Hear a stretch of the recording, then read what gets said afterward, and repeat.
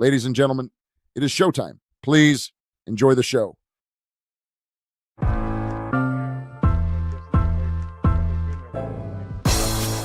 It's the corner where the treats at. Is this the passing of the torch, right? Is this what this signifies? It comes down to that front office and what they feel is most important. The champ is here. We've touched down from a higher plane. Why you made it here? We always look forward to that week because it was always intense.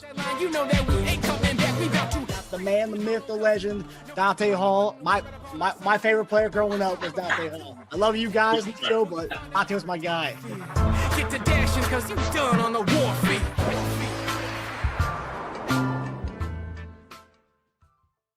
This episode of Chief Concerns is brought to you by Underdog Fantasy. Although the NFL season is done, there's still many games to be played between college basketball, NBA, NHL, and WNBA. There's always time to embrace your inner underdog. All you got to do is predict higher or lower on multiple different player statistics. If you've yet to download the Underdog app, do so now and get free cash. Click the link in the description or use promo code ChiefConcerns, one word, to claim your free pick and first-time deposit offer up to $1,000 in bonus cash. So let's continue to keep the good vibes going into the spring season. Hey everybody, welcome to another episode of Chief Concerns, our 300th episode. And tonight it's going to be a major episode. And you guys know, if you guys have seen our Twitter account, you guys have seen the title of the episode, you guys know what I'm talking about. But I'm Marcus Dash, and I'm waiting. I don't know what happened to JD. JD was on here a second ago. I don't know what happened to the guy. But JD will be joining us shortly. I hope everyone is ready to go for this 300th episode tonight. We got an action-packed one. We got new Chiefs safety, Major Williams, hopping on here tonight. Going to be a good one. So I'm looking forward to that. We seems like we have a good amount of news today as far as the Chiefs landscape. We got 3 UDFAs who just joined the squad. We'll be talking about. Obviously, we're going to have one of them on tonight. And, of course, we have some others, Jimmy Holiday being one of them. And I believe Cooper McDonald, I believe, is the other one. So, yeah, we got some guys, but we got the man, Major Williams, jumping on here in a second. There he is. JD, what's going on, brother? What's going on? How's it going, man? How you doing? Doing great. Episode 300, baby. We made it all the way. 300 episodes from 2021 to now, man. Episode 300. Oh, man. Hold on. Let me see.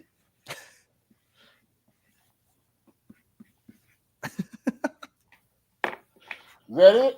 Huh? That's it. Hey. the Wilt Chamberlain of a podcast over here. Hey, yeah. 300, man. Congratulations, Marcus. Congratulations, Well buddy. done, sir. Appreciate it, man. We've done it. Yeah, could have never done it without you, man. We got there. 300. That's unbelievable. We were putting some good content out here, and just to imagine, there's still a lot of people that don't know that we're out here. They kind of still finding out about us. I know. The little whispers and whatnot, and finally, it's like, oh man, y'all doing a show? Like, really? I'm like, yeah. So if they see this one, they'll see now. Okay, 300. They know what's up. Episode. All right, that y'all get to see. But man, how you doing? Doing great, man. I was just saying how tonight, obviously with the 300th episode, we're gracing you guys with a real special guest tonight, and that is new Chiefs safety Major Williams. And it's a perfect name to come on for a special occasion on an episode like this. I know he's probably heard the puns a million times with his name being Major, but it's a major episode tonight here on Chief Concerns for multiple reasons. So we are excited for that. But yeah, I'm doing fantastic, buddy. How are you doing on this midweek? Man, I'm doing wonderful. I'm doing well. It was another beautiful day out here in Kentucky. And so, I'm looking for summer is like pretty much kind of here, right?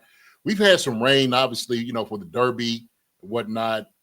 It was raining cats and dogs. It's crazy how it was just coming down.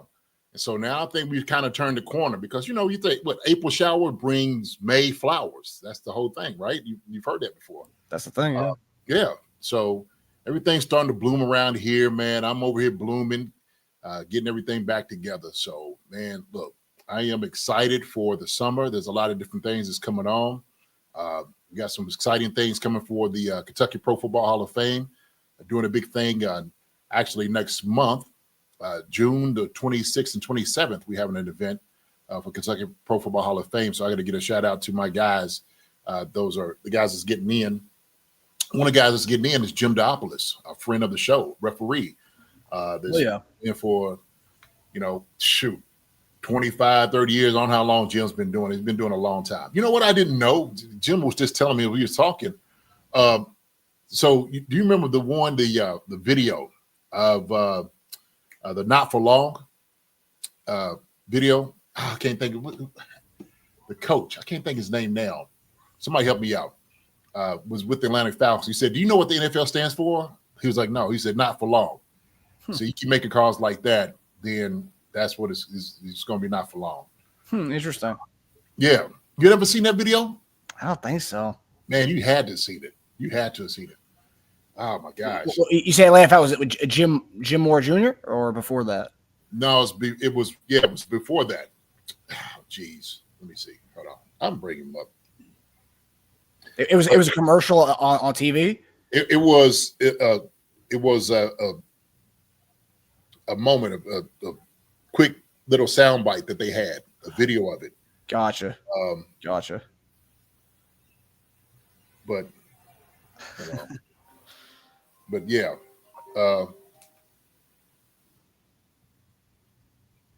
Keep getting the call. Are you good, man? Yeah. Let me see. Hey, let me get right back here, okay? Let me answer this phone call real quick, okay? Oh, okay. All right. Hold on. Well, okay, so I think our guest, Major Williams, is on the backstage right now. So we will probably get him in here while Jay takes the phone call here. But yeah, we'll bring him on. So, like I said, guys, we try to give you guys, guests every week, and this week we are very privileged and happy. A guy who, really special week for him and a special week for all of us Chief fans here, but obviously for him, to get his name etched in with the franchise like the Kansas City Chiefs, as well as being on an NFL team. So we're going to bring in our guy, and JD will be joining us shortly here. We'll bring in our guy, newest Chiefs safety, Major Williams from Carson-Newman University. What's up, Major? How you doing, buddy? What's up? How you doing, man? I appreciate you bringing me on, Marcus. Of course, man. Of Dude, course. Jason, I appreciate you as well, man. Yeah, JD is okay. There he is. JD's back. So JD, we got Major Williams on. Major Williams, this is Jason Dunn right here. Major, what's up, my brother? How you doing, man? How's Jason, it going? Man, what up, man? Hey, man, just keeping it all together. You know how it is. So, just taking it easy, man. How you doing? How's it going? All right, I'm doing well, man. I'm happy, man. Happy to be a Chief. Been a long journey. Coming from Division II school and small school product. Keeping my head down, working. I knew it would come, and just happy to be in an organization like the Chiefs. Yeah. Hey, look, man. First off, congratulations for them, retaining you. And the reality is, I tell people this all the time. Okay, I coached at a Division II school in college at Kentucky State University. I went to Eastern Kentucky University. I know Carson-Newman. I know the history down there. It's a real ball players, man, at Carson-Newman. I mean, seriously, some really good ball. Yes, sir. And so there's certain areas that you pluck guys from. And when you're a champion, like you have been at Carson-Newman, having some of that prestige in college ball, they know where to go get guys. Okay. Sure. So it wasn't like just happenstance, but sometimes also too, what I tell guys is this: if you can play, they're going to find you. Pure and simple, man. That's just how it works. That's how the league works, man. Yeah. So going back to it, man, congratulations once again, man, getting on the squad, showing and exhibiting what you can do. But let me ask you a question, okay? Once you got the phone call, you get out there to the Chiefs and whatnot, man. What was your first NFL meeting like? My first NFL meeting. Yeah. I think we had like a team meeting. I think he brought in like all night. It was like 93 guys at rookie minicamp this year, so it was a loaded room. A lot of talent in there. I couldn't wait. Couldn't wait to showcase my abilities, my knowledge of the game. What can I bring to the organization? So I was just sitting there. I was very humble, quiet, but just ready to let my actions speak. And just being a sponge, soaking up everything, and just ready to improve. I was there to learn, and I was hoping to get my chance. It happened. So, I mean, I was just ready. I just couldn't wait. Yeah, yeah. I bet, bro. Look, I know, like when the phone call came in, just kind of give us a little bit of your emotion, like the emotional swing. Oh yeah, yeah. So the draft, day 3 draft came, and I had talked to the Chiefs earlier that morning. Okay. So that was one of the teams that could possibly draft me. Even though I was a low stock at that time. That morning they had 3 picks in the 7th round. So they told me I could possibly be one of those picks. And it was a very emotional day. Watched the whole draft. Kind of got drained. Towards the end, but I knew that call was coming. I got faith in the Lord. So. Amen. It's just one of those things. I just remember I was with my family, and then my mom, she wanted to run to the store real quick. And we ran to the store, and the call happened in the car with just me and my mom. So, all glory to God for that. And when my agent called me, I knew exactly, what that call was for and what it meant. And he told me it was the Chiefs that wanted me to come in and prove that I'm ready. And they was giving me a fair shot. And,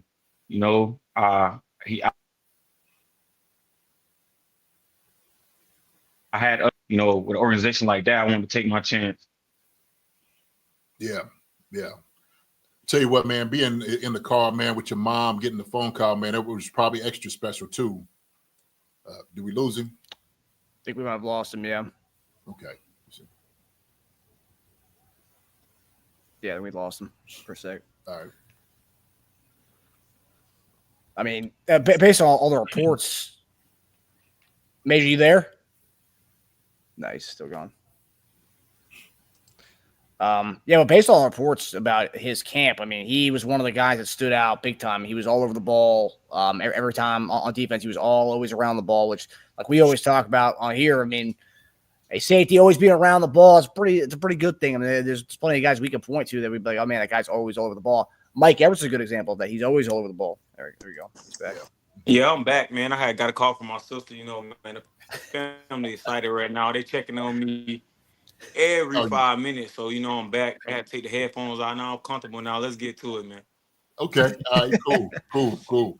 Now, what I was saying, man, is, it was extra special, man, for you to be in the car with your moms too, when getting the phone call, for her to just to be able to see this all come to fruition. I know she's seen the hard work that you've been putting in, time in, day in, day out, the dedication, and for all that to happen right then in that moment, I'm sure it was just a proud mom moment, and and the son moment too, just to feel that.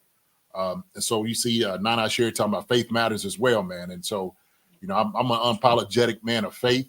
I wear it on my sleeve. I know how blessed I am just to be able to get in positions I've been able to get into, and I don't think those things are just by happenstance. Some of this hard work, but also too, man, I think the Lord gives you just a little bit of what you need, right?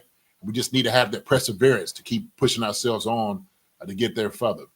So we got a good following out here, man, of people out here on the show that's telling you, man, we can't wait to see you. Glad that you made it here onto the kingdom. One of the things you was talking about is our fan base. Our fan base, man, is probably, second to none, to be honest with you. Your first couple of days here, man, how have you kind of gotten into, seeing the city and maybe talking to some people? Have people recognized you kind of out? I know they kind of keep y'all kind of tight now, as far as like what y'all do, but, Yeah, I went around a couple stores and stuff around, and it's just amazing to see the support system that the Chiefs have. Even the KC Royals is very heavy sports based city, and it's air supportive. A lot of sweet, nice people out there. I ain't really get to step out anywhere besides going to the little stores, errands, but passing by downtown over that bridge. It's beautiful seeing the soccer stadium right there. Is everything. It's a nice setup out here, and I just can't wait to officially make this transition. Be a KC Chief. Yeah. Now, Major, one of the things that I saw a lot of local reporters who were out at Minicamp this weekend for what they could report. They were saying that you were one of the guys that flashed right away. You were always around the ball. Was one report I read. You were constantly around the ball, just constantly making plays. Was there kind of a moment like during minicamp where you were like, "Yeah, this is what's going to earn me a contract"? Was there a moment for you that kind of was like, you know what, like I'm balling out here. I'm definitely gonna come away with a contract. Was there? Did you have that kind of moment during minicamp? Yeah, I would say day one for sure. My reps were limited day one because I'm in there with 93 guys, so everybody got to plug in. It was a team rep, and I was at free safety, and I just remember like making a check myself and like making a play off my check. A receiver had a cut split. He came across. I told the corner cut. He drew across my face, and I broke the pass up.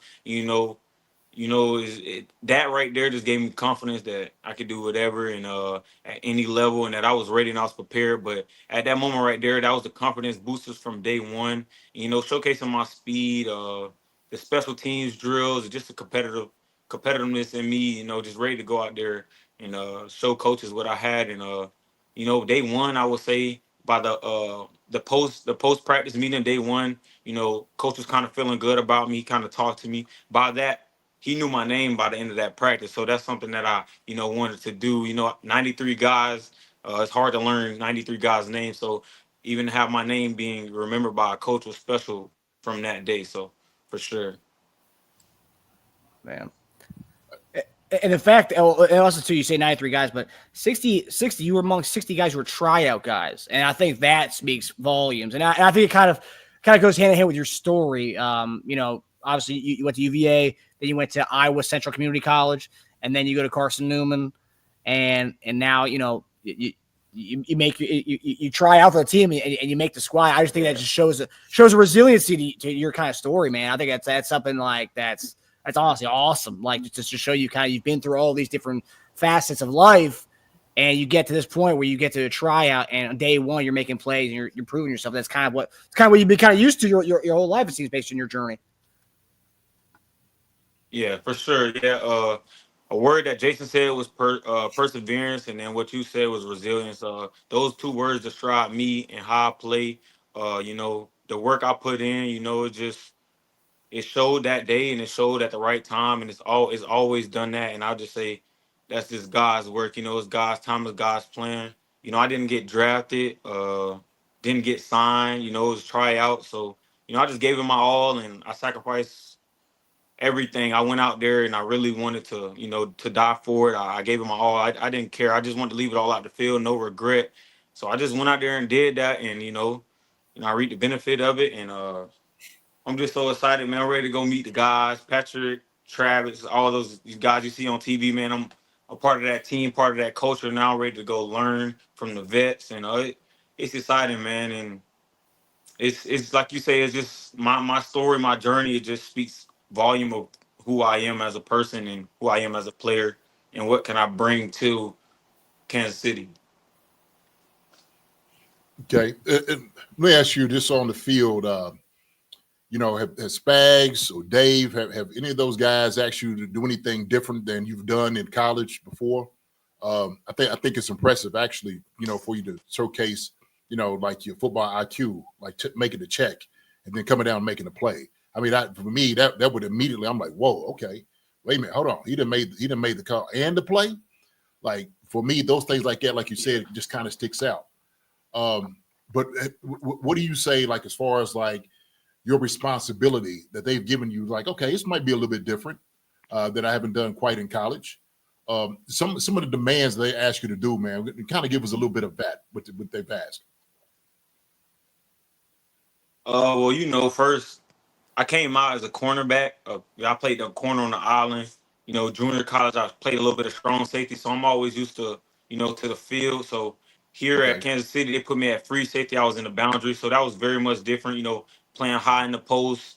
Just controlling everything and, calling out the personnel and stuff is much different than, what I'm used to. I'm used to calling out like the down and distance and stuff like that. This is really detail oriented. Like that's what Coach Spags told me. Like he looking at the details of things, like me being just like the hash is being tighter in the NFL than the college, Right. like the landmarks on the field, stuff like that. I had to learn and pick up quick. He wanted to see, can I be consistent with doing those things and lining up even when I'm tired and exhausted, and then still, going out there and doing what I got to do, doing my job. But Coach Spags, Coach Reed, those some great coaches, some coaches I seen on television. So anything that they kind of told me, I just became a sponge and soaked it all in and tried to be coachable and tried to modify my game and adjust my game to the system and just play fast. They told me don't think, just go out there and run around and be juice, be major. So that's what I did. Okay, good. That's the fluidity that they need, Wait, especially.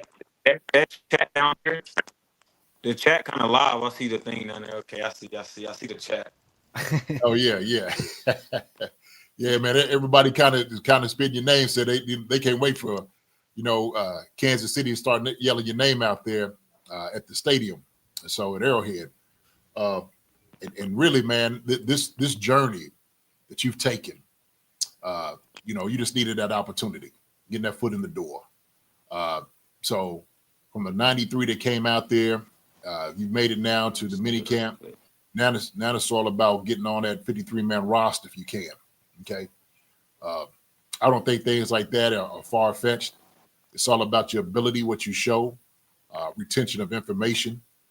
So you got me? Yeah, I'm having technical problems out here, man. I'm back home in Florida. It's kind of tough right now, but Okay. I just want the Chiefs Nations to know, the Chiefs Kingdom to know I'm here to give them my all, and I'm shooting for that roster spot, and I'm ready to make an impact immediately. I'm coming in, 23 years older guy. I'm very mature, I'm ready to play, and I'm ready to get a Super Bowl ring. That's a dream of mine, and I got a great chance of doing that with the organization that selected me to be a part. Yeah. A lot of guys don't get that opportunity, man, to go to a championship team that has like the type of history that the Chiefs got. That is, man, that's a no pun intended, but a major thing, to be able to get out there to do something like that, So, man, I just tell you, for guys to come in, young guys, I was just saying, the more you can do, the better off you're gonna be. And so, like you said, man, just being a sponge with Spags, Andy, when he's sitting over there, he's talking about you. When you're on coach's lips, like you said, the coach knows your name, he's calling you out, you done did something right. Now, if they don't call you out, they don't say your name, then he's like, hey man, like it ain't good. It ain't good. Tell me a little bit about more kind of kind of getting to the stadium, talking to some of these guys like the '93, like some of the looks. Okay. And I want to talk about the competition, right? Because there's a lot of talent that comes out there. There's a lot of different guys out there trying to showcase what they can do. It's all about your confidence, not the arrogance, but the confidence that you have. What do you think just set yourself apart from everybody else, right? As far as like, because I know when you look at everybody else's eye, everybody else is coming in, everybody's walking on their toes, chest out, trying to look bigger than what they are, trying to look smooth. What do you think set yourself apart from like everybody else though that came in, right? Yeah, I would just say my mindset. I had a mindset like I belong here. Coming in as a tryout, you don't want to put yourself in like I'm trying to do something. No, I'm going to do something. So I'm going to make an impact. I'm going to make sure my name is heard and remembered here. So it was a big group, a lot of talent there, and I think what kind of stuck out to me is I was probably one of few that came from a smaller school, so it made me a little more hungrier out there, and I had so much more to prove. A lot of guys didn't even know the name or heard of my school before, so it was just like the school and college doesn't matter. I'm right here at this moment and this point with you guys, so it's just all about production right now, and I was out there really just trying to produce and run around and have fun. I was having fun, thanking the Lord while I was out there, just the scenery, the environment. I didn't have the resources and the beauty of what a lot of places had, a lot of guys had. So once I got to Kansas City, I just took full advantage of those things, and like the indoor facility, the weight room, the the resources, the staff, the faculty, like how many people are actually there to support you. So it's actually like, it's like a perfect spot. It's like something I was living in my dream, and it was like Yeah. I had to make the most of it. And I'm just glad it played out the way it did, because, you know, this is huge for me, my family. It's big. And Coach Andy Reid, he talked to me. He asked me where I was from. I told him where I was from, Fort Myers, Florida. Mhm. Former Super Bowl champion Sammy Watkins is from here, so we kind of Sammy. got that. Sammy, we got Yeah, that yeah. connection. Uh-huh. I work out with him. I train with him. We grew up 4 streets apart, so it's just a small world, and it's just like it was. This was meant to happen, and it was God's plan, and we here now, baby. Amen to that, brother. Man, I tell you what, you said some really good things right there. And I think it's so important for people to understand, like, that hunger you talk about, right? Like having this yearning to get this thing done. Like you said, man, it didn't come from a major school. It was the same thing with me, man. I wanted to always go and compete against the big schools, right? The Florida States, the Michigans, and guys like that. I wanted to see how I measured against those dudes. So every opportunity I had, like when I came out, I wanted to show it. I wanted to show, like, hey, man, listen, just because I was over here at Eastern Kentucky University, look, don't sleep on me. Don't Yeah. think, you know what I'm saying, that I can't play no ball. Because last time I checked, man, football is all about, tackling, X's and O's, you know what I'm saying, hit. That's it. And so if you got speed, you can make plays. That's what it's all about. But that, man, that right there, man, that hunger. Because I think sometimes, man, nobody speaks to this enough. From sometimes bigger schools, it's almost like you've already arrived. You done been there, right? You done had the big stadiums. You done had all the, the doctors and the trainers, and you done seen it all. You've had all the paraphernalia, the cleats, and everything that you can get, right? Matter of fact, some dudes come in, Major, and say, well, shoot, the Chiefs facility is not even better than the facility that came in from college. Yeah. I'm sure a couple dudes probably said that, For sure. For sure. Yeah. So having, like you say, coming from like, I'll say humble beginnings, the humble beginnings, like, man, will actually show you how to have, like, a different appreciation for things. You know what I'm saying? And so, like you said, also too, being in that moment where you can, praise God and the everything that you have there. I mean, it speaks volumes, brother. It speaks volumes, man. Seriously. Yeah. I know exactly how you feel. I know exactly how that feels. So There Yes, you sir, go. man. Yeah, Hey, Got the hat. I had to put look my good in cap it, man. on, man. Yes, I, sir. I had to get comfortable in here, man. I'm home, man. I can't wait, man. I promise, man. Like you say though, man, I'm real hungry. Yeah. Like, I can't wait to share my story, man. I'm gonna write a book about the things I've been through, and I'm just a testament to the guys coming from a small school, just like you did, Jason. Yeah. I just want people to know, with the NIL and everything out here right now, they can find you. It's all about the work you put in. So. Mm-hmm. I just can't wait to run around. I honestly don't care where they put me at. I can't wait. I can't wait to get out there and meet my new teammates, and learn from them, and actually learn what it takes to Yeah. be a champion, be a professional athlete. What they do on the side. I'm I'm picking up day by day, and I'm just ready to go out there. Mm-hmm. Man, go ahead, Marcus. I was just going to ask, obviously, you play safety, you play cornerback, you play kind of all over the place in the secondary. But one of the things that I read about you was the fact that you were one of the best punt returners in the nation for a couple years when you were doing it. Is that something that Dave Tobe talked to you about, or are you gonna be doing? Were you back to return as well? I definitely I caught as many punts and kick returns as I can. I went out there and emptied the tank. So I mean, me and the special teams coach, only thing he said was at the beginning of practice, we was catching kicks. He was like, I looked over there at the defensive walkthrough. He's like, nah, don't go over there. It's my time. It's special team time. I was like, yes, sir, let's go. Let's get the jug machine going, the punter, kicker, let's get them things in the air. So, I got some reps back there, and if it fits, I'm back there. I run a 4-3, possibly 4-2, so I can get make a big impact play on the special team side. That's a big play. A lot of guys take that play off. That's an advantage and opportunity for me. So I love to run the ball, so I like to get picks. So touchdowns, that's opportunity. I just like opportunity. Growing up, I was an offensive player. We love touchdowns, so punt return is just a opportunity for a guy like me that plays a defensive skill to plug in and make a big play, a fantastic play, a life changing, a career changing play right there. So, you know, that's I love it. We love the game. So Yeah, yeah. I tell you what, man, that's going to be your end too. That special teams. There's a lot of cats just don't want to do that work. You know what I'm saying? They shy away from it. They are like, oh, coach, I got to. Yeah, man, you got to do it. And so when coach is looking for somebody, hey, man, coach, I got you. let's Go ahead go. and jump on in there. You know what I mean? That's how it works. And so I always say, man, for you, man, playing safety corner, you got speed. You said, man, a 4.3, 4.2.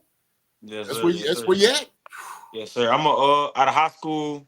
I was state champ, and for the 4x100 meter, came up short in the 200. Ran the 4x4. So down here in Florida, we all about speed. We like to That's run. right. So I'm bringing whatever I need to bring to the table. All abilities, strengths, heart. I'm here for that team camaraderie. Yeah. All that. I'm on all that. And I mean that humbly. So I'm ready to just learn what the NFL game is like and learn that game speed. And if I have to turn it up a notch, I will. And I know I'm gonna have to turn it up a notch. I'm That's waiting right. for that moment. I'm just humble right now, laying low, There and you go. I'll be there Sunday. Good. So man, let me ask you, man. So you said you grew up about 4 streets over from Sammy, man. You say work out with him, man. What has Sammy told you a little bit about the league, man? What to expect? What has he said to you?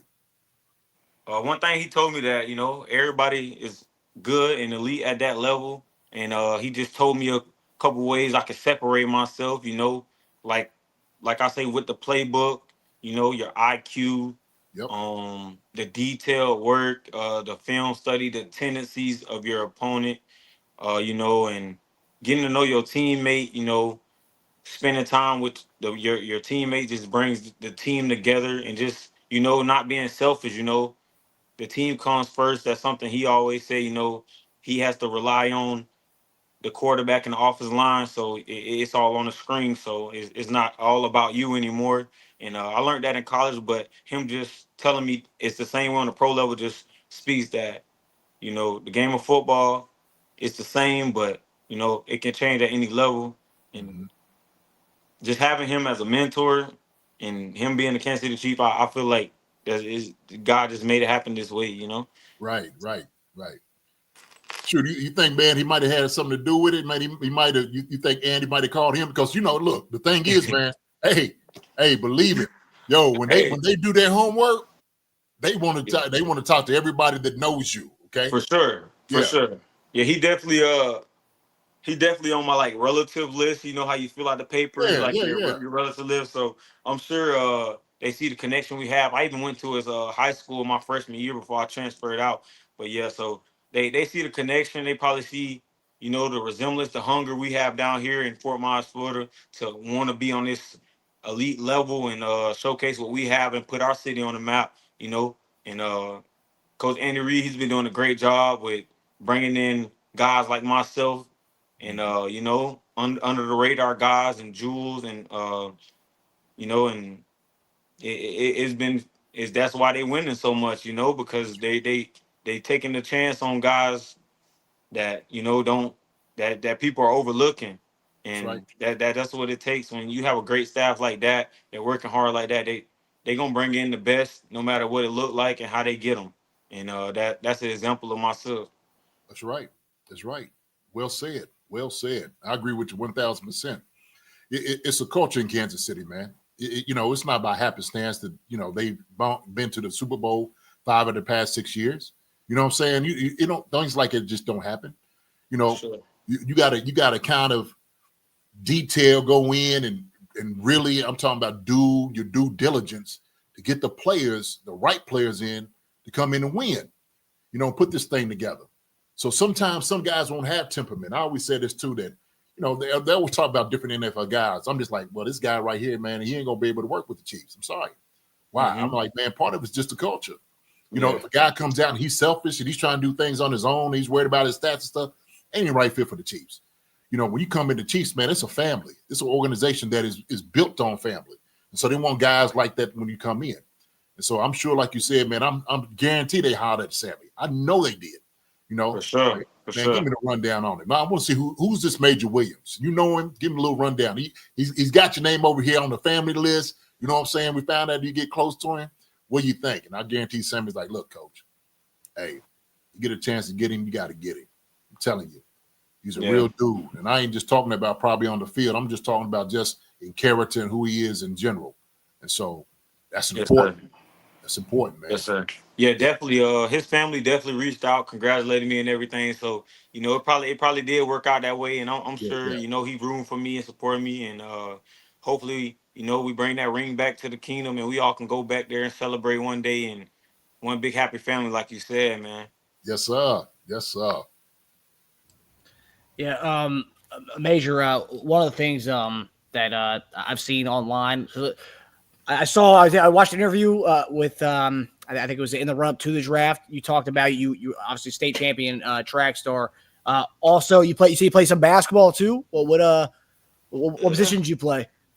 I really played the 2 and the 3. They ain't really trust me with the ball like that, but I'm really like a guard. I'm really like a just take you to the rack type of person. I'll shoot it out the corner. But my speed, I'm a blow by, and I get them steals on defense. So that's just something I did. I enjoyed playing basketball, but I had to put it down to focus on track and field and get my body bigger and stronger and faster for because I was during high school time, so I had to develop for the college. I had scouts, college scouts coming in telling me that football could be an opportunity for me. So I had to develop. I was probably like 160, 165, probably like 160 at the time. So I had to put more muscle on. And in that offseason, instead of playing basketball my junior year, I had to halfway during the season, they made me put it down. I was in the weight room, and it's crazy. Like 2 months after that, I received my first offer, to go to Division I school out of high school. So that was big for me. And stuff like that, like when you see little moments and you achieve goals like that, it just drives you to only want to do better and work towards that. Damn. Yeah. So you say that you played the 2 there, man. So you was draining them up out there, man. You got an outside shot, man? Yeah, I can shoot from that arc, like that arc in that corner. Definitely. Oh, hey, I'm left-handed. So what that means? Ooh, oh yeah. Oh man. I'm a lefty for sure. James Harden. I know that at least 2 years ago they had the basketball hoop in the locker room. I don't know if they still have it. They still got it. They still got it.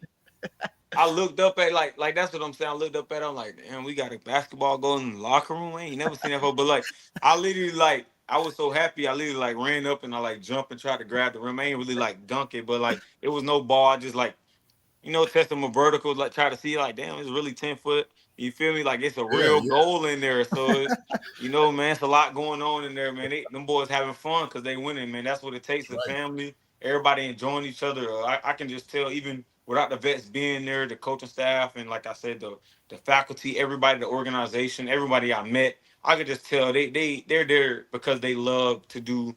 They waking up loving to do their job, and that's what I do. I'm happy and I love to work. I love the game of football and the grind and everything. I love all that, and it finally paid off. And it's an amazing feeling to be a Kansas City Chief. I wouldn't want to be in any other organization. Arguably Pat Mahomes, but the best quarterback. I love to play for the best quarterback. I love to get an interception. Like, here, Pat, go. You feel me? Go seal it off for us. You know what I'm saying? I can't wait. And I'm just speaking into existence that future relationship I'm gonna have with those guys. They're gonna love what I can do and what I bring to the table, and I mean that humbly. But whatever it takes, wherever they want to plug me in at, and whatever developmental process I'm going through, I'm here for it and I'm ready. And when the time will come, Major Williams will be on the field. There you go. That's what's up. That's where it is, man. Look, man, I tell you what, man, you got the great temperament, the great mindset, exactly what it is that you want to be able to do. You say, man, you stay hungry the entire time. You know what I'm saying? Never stay satisfied. Don't get comfortable. Don't ever do that. So you stay on your P's and Q's, which I know you will, because it's what you took to get here. So you knew what took to get here. You know what's going to take you to stay. And also, too, you got to do just a little bit more, okay, to get there. There's a lot of different guys, man, that's come in, undrafted free agents that, went on to be Hall of Famers.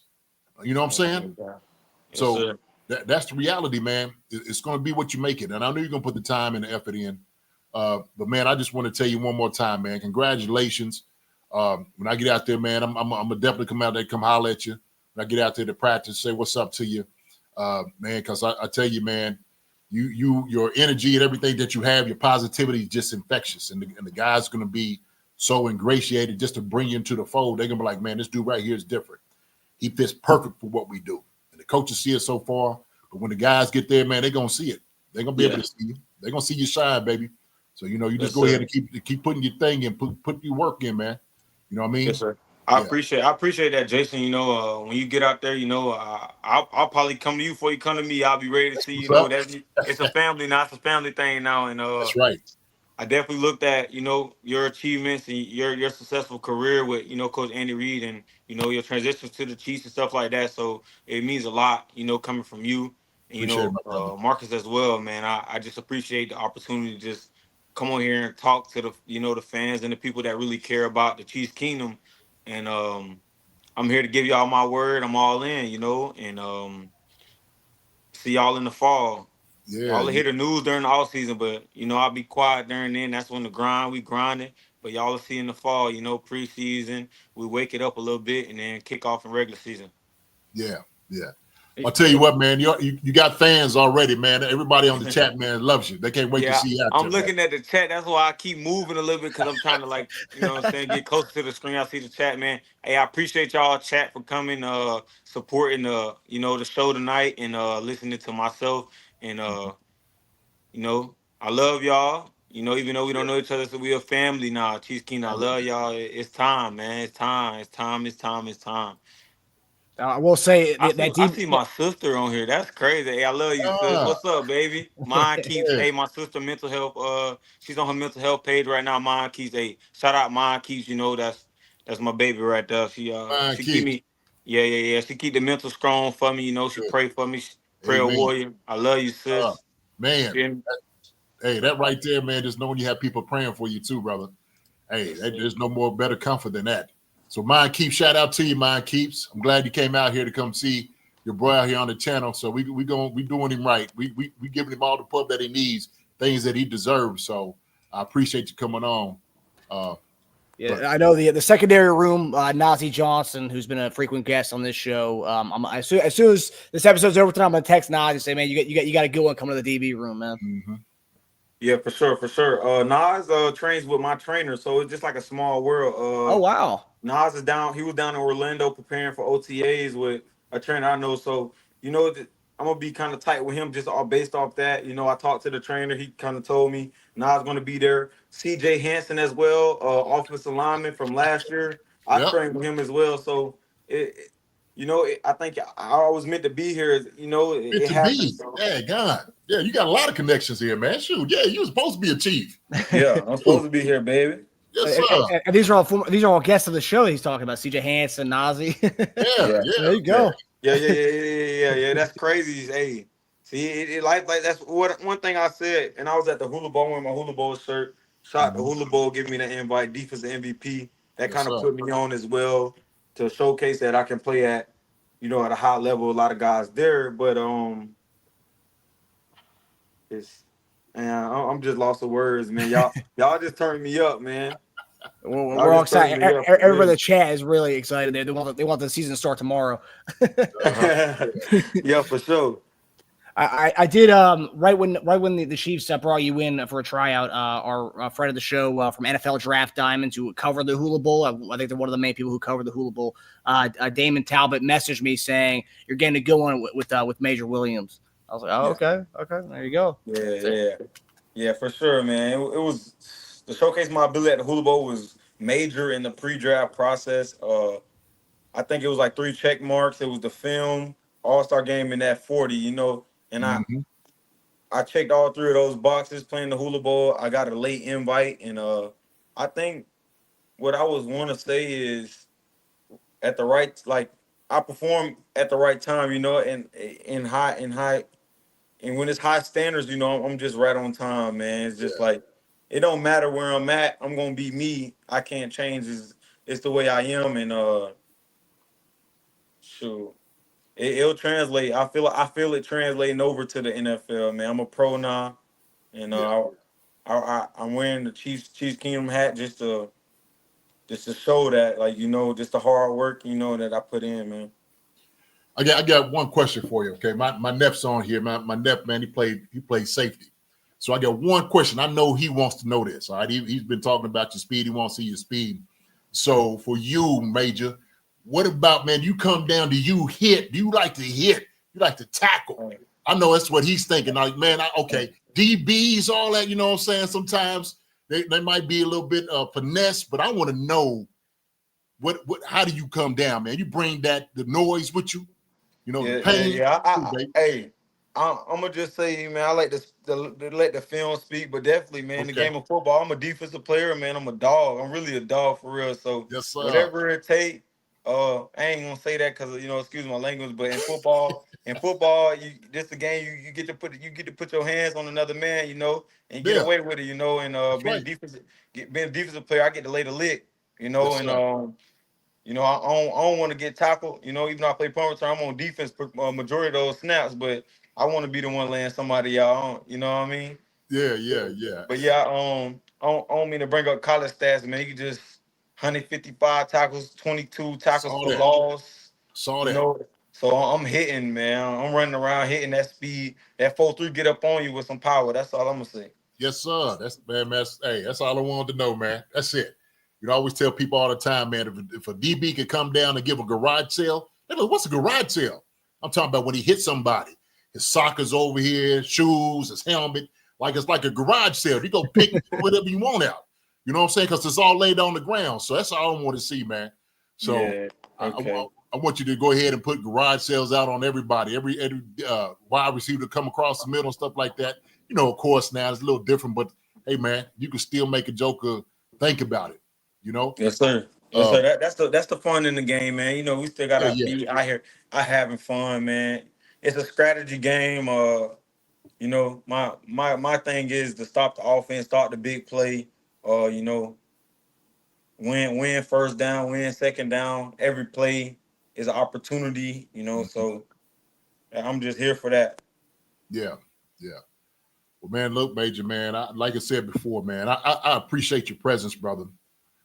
Thank you for coming on the show, man. I played with some really good, you know, safeties. Brian Dawkins, played with Greg Wesley, Jerome Woods. I mean, I can name them. Troy Vincent, some really, really good, you know, corners and safeties. You know what I mean? But like I said, man, I just want to tell you, you know, go ahead and, man, keep them prayers up, man. Keep God in your life, man. I know you're doing it the right way. It's a beautiful thing to see. And also, too, man, just continue with that hard work, man. And so you see, like I said before, you got the fans out here now, the Chief Concerns. We're going to do our part, man. Get your name out there even more. Not that you need us, but we just going to be able to just amplify, you know, Major Williams. You better come see him. All right? Get your popcorn, all that ready, because he's coming and bringing business with him. So. Text from you guys, man. I jumped on it quick and said I'm there. You know, I appreciate the support, and I can feel the passion, the love that you guys have, and taking the time to do this. You know, it ain't easy for you guys too. I know you guys got families and stuff like that, so I can really feel the energy and the passion. The same way y'all giving me, you know, y'all time, give y'all my time and my mind, and I'm coming with everything I got. I'm bringing my family. I'm packing my lunchbox, my hard hat, everything. I'm so ready to go, man. Oh, man, here we go. Yeah, I'm so ready. Here we go. That's what I'm talking about. It's a football player right there, man. We appreciate you, man. And honestly, door is always open for you, man. I got your number now.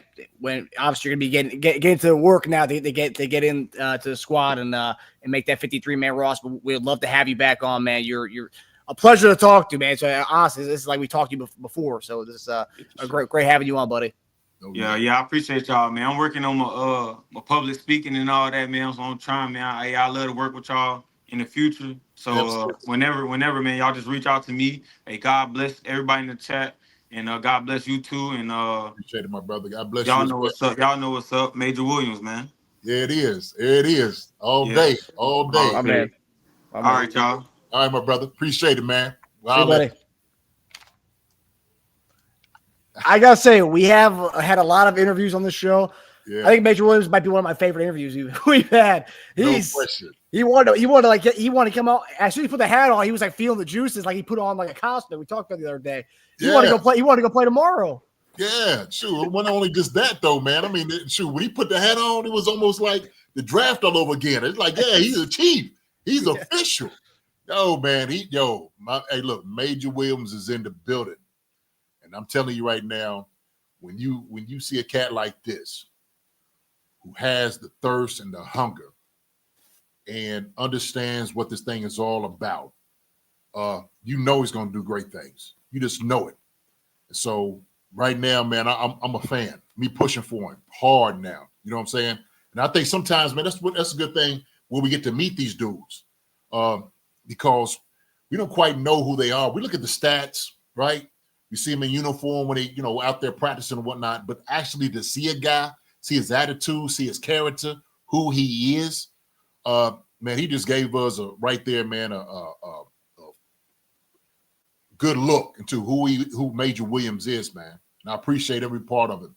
Yo, he's gonna be a real one, man. I can tell he's a dog. You can tell. You can tell. Oh man, yo, he's the type of dude I would love to play with because I already know he bringing the business. You know what I'm saying? That's all right. He was phenomenal. And also, too, like, his story, I think that's another thing, too. It's like, you feel like sometimes the people who have that story may be a little bit more, reserved, but like his personality, I mean, it shined through the camera tonight. I mean, like, his story is phenomenal. I mean, going from UVA to a community college in Iowa to Carson-Newman University, and then getting invited, getting drafted, getting invited to the team, and then like day one he makes. I mean, he said it day one right away. I knew I knew what I was doing out there, and it's like, okay. I mean, this guy he plays with the confidence that he oozes, and I think that speaks volumes. I mean, he is who he is, and I love that. Me too. I don't think people quite understand. Like he was saying, some of the people didn't really know where he came from school. Like I know Carson-Newman. Like I said, I coached, Division II school, in college, and I know the history, down in, in like the Southeast, in Kentucky, you got all those schools that get to play Carson-Newman. Carson-Newman has been one of those schools that's always carried championships, great players over the years. So I'm glad that they were able to find Major Williams. I'm telling you, man, this dude's a baller, but they know like certain schools, like I said, organizations that they have championships. So that's a good thing. That's a good thing, man. But everybody on here, man, you could tell they was fans. Everybody enjoyed the segment too, man. I mean, how can you not? How can you not listen to that and not become a fan of Major Williams if you weren't a fan before? I know it. He's the guy I would have talked to the team before a game. Seriously, you know what I'm saying? Like he would be a dude like for special teams or DB, like, hey man, Major, I need for you to speak tonight, and he'll just kill it. Yeah. Just his confidence and everything is just infectious. So yeah, he was so jacked. He was so jacked up when he put the hat on, man. He was so excited. I love that. Joe got me jacked up, Marcus. I'm sitting there like, yeah, got it. Yeah, heck yeah. That's how we do it. It's beautiful. That's beautiful. Great. Yeah. Now I'm definitely gonna text Nazi and let him know he's got a good one coming to that DB room, man. Yes, sir. Absolutely. And how small the NFL community is. I know it's a small community as it is, but we mentioned Nazi. He goes, my trainer, works out with him. It's like, okay. And then CJ Hansen. It's like the NFL community is small, but the fact that we've had amongst the 10 to 15 guys we've had on from the current teams over the years, that's three of the guys right there that he trains with, and they've been on the show. So I think that's awesome. That's crazy. It's different now. It was different like when I was coming through. and I guess, now there's a lot more, obviously, training places around in the United States of guys. So that's also probably the reason. But to have those two, like you said, that man, that is kind of odd to sit there and say that, or at least know the people that you're training with as well. So that's good. He named two good ones, man, CJ and Najee for sure. Yeah, and the one commonality between all three of those guys aren't coming from giant schools. CJ Hansen, Holy Cross, Najee from Marshall, and then now Carson-Newman. So three guys who are grinders, who are grinding to make the squad, and CJ Hansen made the squad last year, and Najee obviously got a lot of playing time last year, and then now, and I think I'm willing to put my money behind our guy Major Williams to make the squad, just based on everything I heard from him and saw from him, and obviously the guy literally day one got signed on the team. So yeah. Well, I told you, man. From smaller schools, man, it helps develop character. It does. And not say anything bad about guys from big schools, but sometimes when is there a sense of entitlement? Maybe for some. When they think they play at big schools, they're like, oh, okay, it's just going to be a new walk in the park. No, that ain't how it works. Ain't how it flows, homeboy. We all get in here, man. We all, like this, okay? We are colleagues. We are making sure that we all out here and we're competing together or against each other.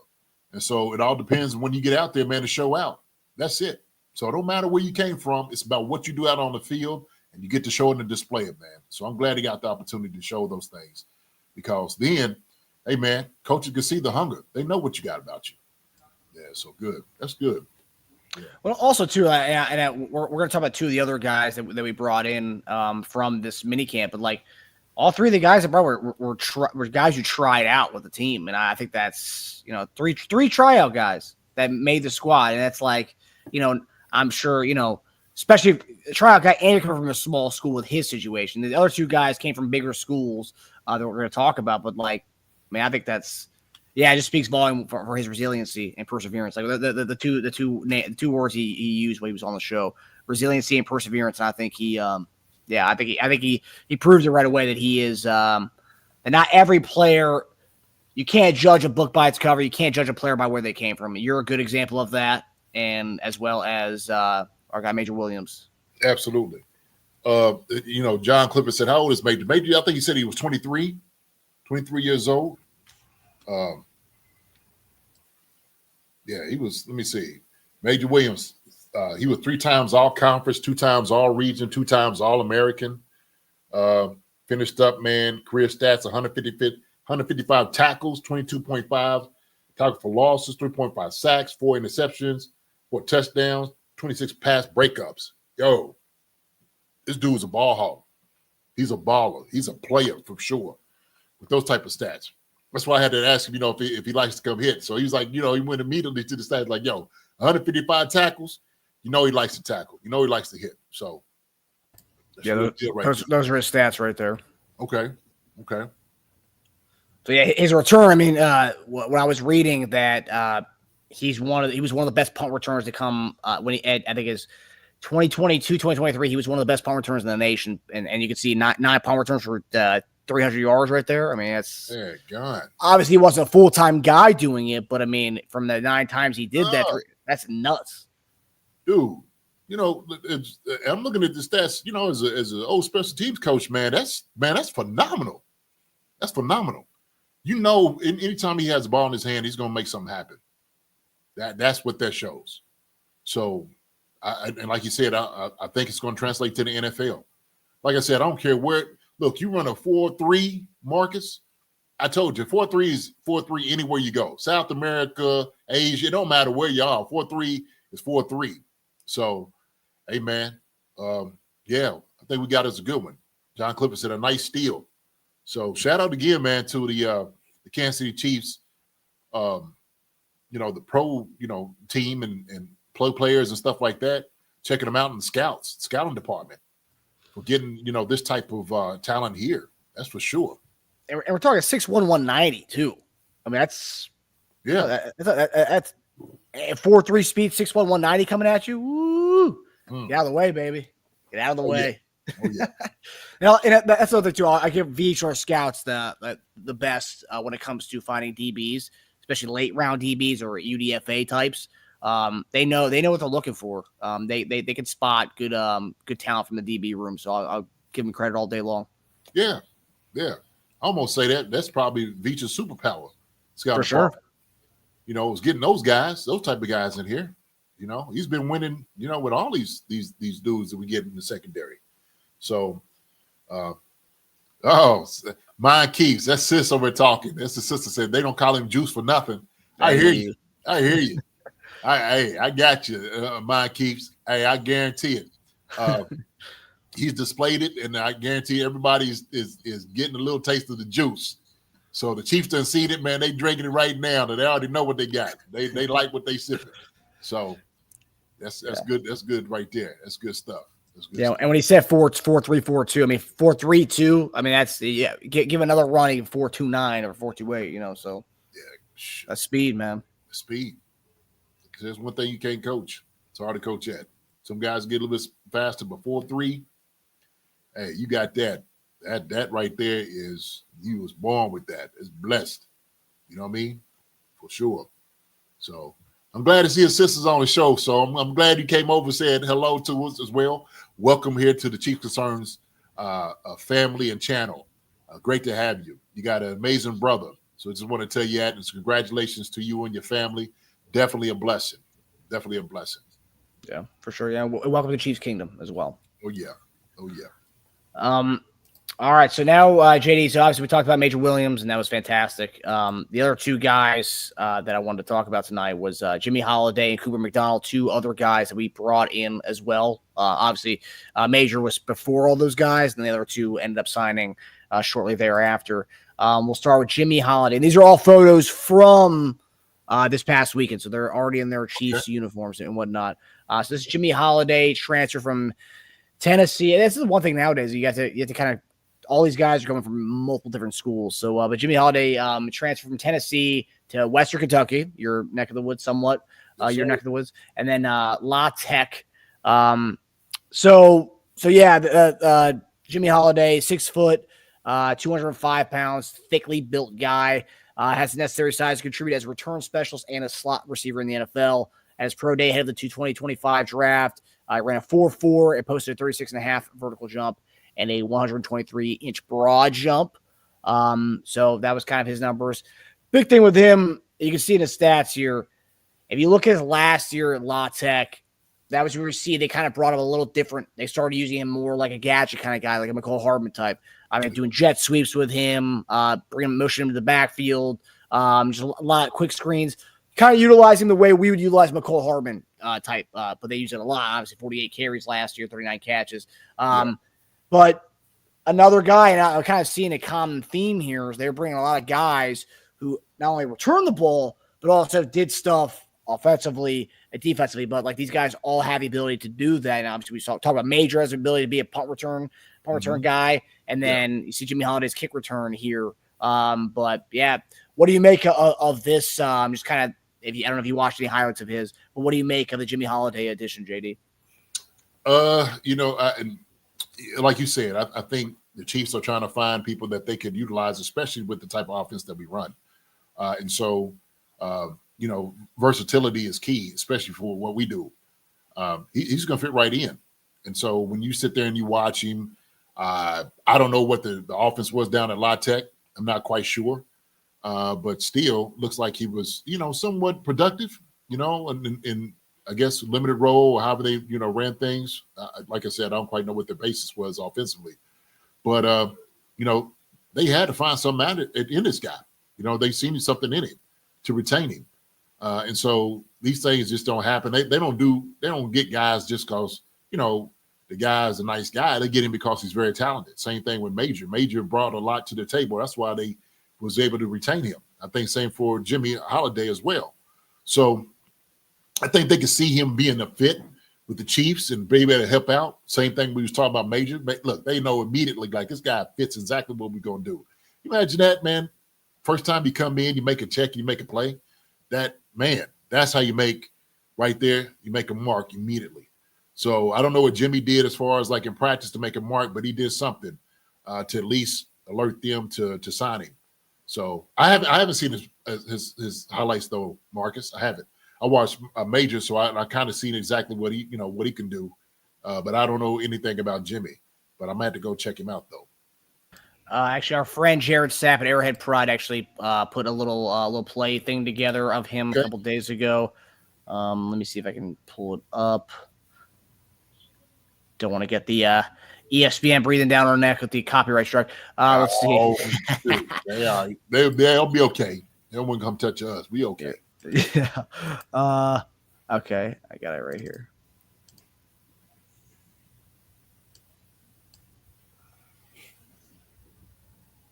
Can you make it bigger? Yeah.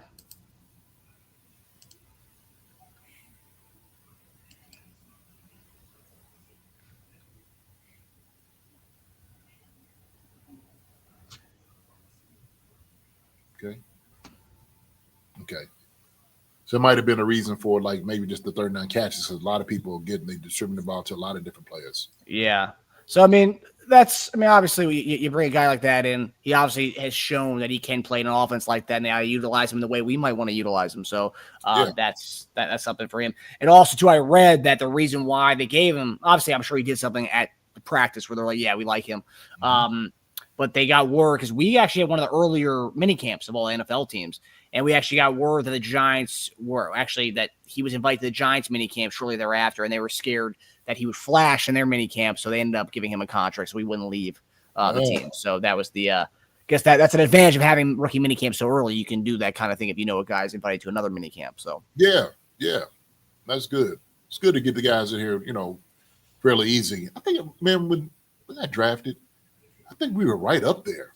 Like a day or two after we got drafted, like immediately I was up there. So kind of just stayed. Immediately fall right into it. But talking about Jimmy, just the highlights that he was able to show the few bits. That's exactly what we do. That's exactly what we require for our wide receivers to do a lot of those, reverses and get the ball in the hands of a playmaker, get out in space, and then make plays. So it'd be good to come in and see some competition against these other guys. So yeah, it's good for them. Yeah, and I think the fact that they liked him enough to like, hey, we don't want him to go to New York Giants rookie minicamp because they'll probably sign him based on what we're seeing. So it's like, okay, let's bring him in. So you gotta love that as well. Well, also too, let me say this: sometimes you might see a guy come in and he could be a diamond in the rough. He could be a late bloomer, and so if you see his potential, there's a lot of teams that do take chances on guys that they do see potential in and saying like, hey man, listen, he might not did a whole lot in college, but when he comes up here with the things that we do, we feel like he's can work right into our entire culture. And I think that's why they probably brought Jimmy in, thinking the exact same thing. So that's good. That's good. Yeah. So Major Williams, we talked a lot about him tonight. But yeah, he flashed big time. The returns, TFLs, 10 TFLs, 7.5 last year, 5 the previous year before that. Pass breakups, 15, 2022, 23, 5 and 23, 24, 6 and 24, 25. Just an all-around beast, a defensive dynamo, I would say. And you talk about how he tested on top of his stats and numbers. I do think we got a special one, 100%. A guy who just was out there playing. Making checks out there, just playing with confidence. And obviously a lot of guys going to those camps, especially the invite guys, probably nervous as heck. It obviously didn't faze him. And the coaches obviously noticed that right away and gave him a contract that the first day of camp. So tells you a lot about the kid. Yeah. No, sure. We just did a whole segment with him, man. What is there not to love about him? Honestly, they love him, and I think they love everything about him. I'm sure what we just got to see, the coaches got to experience for those 3 days that they had him up there, and so that's the reason they signed him. Like, look, man, we got to sign this guy because he is everything that we want in a player. Okay, he's fast, he makes reads, He has high IQ. He makes plays, but also too, when you talk about his personality and his character, that's high class. We just saw it. We seen the confidence, and it exudes out of him. So when we see these things, the Chiefs, for him, it's an easy call. It's an easy call. So I think they would just rush it to the table like, hey, man, listen, we want to go ahead and sign you. We knew what we had when we first got you, but now we know for sure. And so I always talk about like these stories. You find your way to places and getting opportunities. And like he said, man, it's looked like destiny. Looked like destiny. So all the people that he was just connected to, but also to just his humility that he has and his mindset. And so I'm happy for him. Very happy for him. So, and also, too, I got on top of his story and the hunger that he obviously has, a guy like that, right, who, went to a D1, went to a UVA, and then, had to kind of, bring it back, right, go to community college and go to, Carson-Newman. Obviously dealing with a lot, right, and being the underdog, going day 3, talking to the Chiefs on day 3, say, hey, we have 3 7th-round picks. We'll probably draft you with one of them. Chiefs end up trading 2 of them to trade up in the 7th round to get. I mean, shit happens, right? And then they don't draft him. Okay, then UDFA comes, right? They sign a bunch of guys. I'm not one of the guys you signed, but you told me you were going to draft me in round 7. But I'm not one of the guys you signed. But no, we're going to give you an invite to camp. Okay. So to a guy like that, it's like, okay, you give me more for kind of a chip on my shoulder to earn this thing. And day 1, boom, does it. I just love that because so many people, there's a lot of people, different people in the world, mentalities, right? Some mentalities be like, nah, you promised me you draft me, you didn't draft me. Like, I mean, a training camp invite, plenty of other teams out there I can go, as a training camp invite. But no, didn't phase him. He comes day 1, dominates, and gets a contract. Boom. I love that he seized it, man. There's something about that. I just love he just seized it. Well, I say this. Yes, for sure. But if any player had that sense, I think it'd be a mistake. And I said this before. I forgot it was only 276 guys got drafted. I think it was 276, 27, whatever the number is. It's a privilege, a high honor, to get drafted. You know how many guys want to be drafted in the NFL? I mean, we're talking about all the schools. Like a Carson-Newman, like he came from, La Tech, Tennessee, all the major schools, Power 5s, Division II, Division III, NAI. I mean, you name it. There's a ton of guys out there. Thousands, hundreds of thousands, matter of fact. And to be one of that 276, not only that, Marcus, to be an undrafted free agent to get on the team, to be pulled in, it's a privilege. It doesn't happen a lot. It just doesn't. There's a ton of talent out here. But somehow the guys that found themselves getting called, were able to get on the team, always should consider themselves fortunate. Okay? It's a blessing. That's an absolute blessing. And so when we sit there, we talk about these things, and it is. It's God's plan, and the guys that stayed, hard on the faith and, that expecting these things to get there, because they put in the hard work. And sometimes some roads may be a longer road to get there. It may be a longer road to get to some of these places to get on the team. But it is absolutely a privilege. Absolutely a privilege.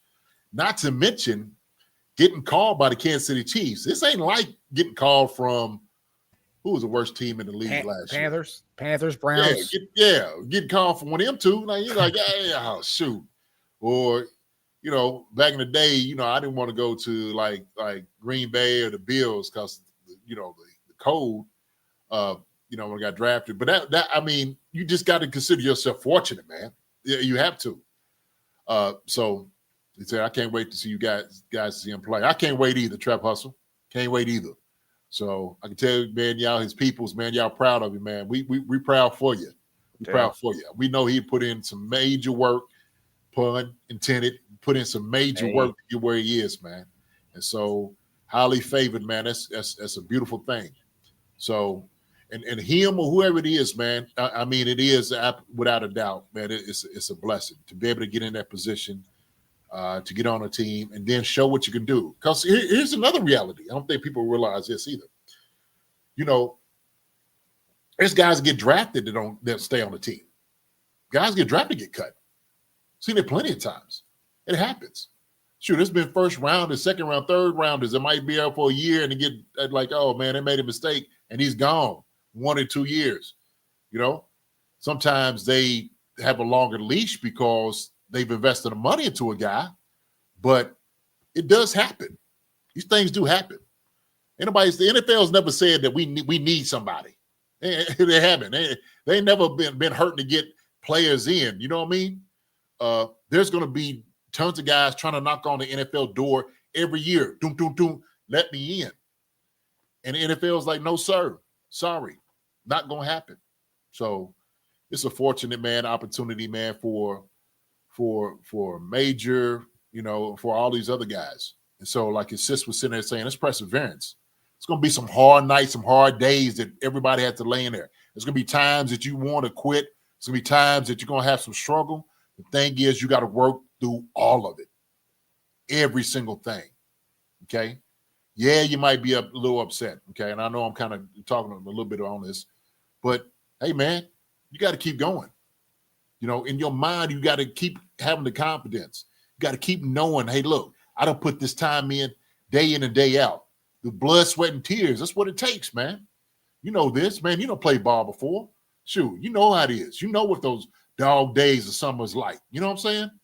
Shoot. So, yeah, all your buddies are out hanging out with chicks, going out, having good old times, and you're and miss 2-3 days. You know, sleeping to wake up in an hour to go back to the weight room. Yeah, no, yeah. I know. Right. It's a lot of those days. I gotta get this another workout in. What you got to do, man? I gotta get this workout in, man. Yeah, I'll let you after that or something, man. And then after that, shoot. I can't be eating and drinking all that during the season, my man. That's right.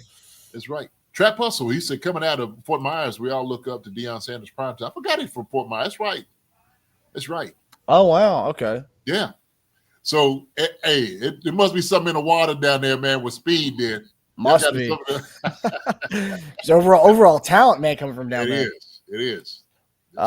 One thing that we didn't really showcase about Major Williams, obviously 6'1", 190, 4'3", 40, which I got to say, a lot of the Chiefs websites I've seen were saying he ran a 4.4 his pro day. He ran a 4.32, but whatever. They're going to have to update that. But on our end, we got that right. 4.3, 40, 37-inch vertical, 20 reps on 225 pounds.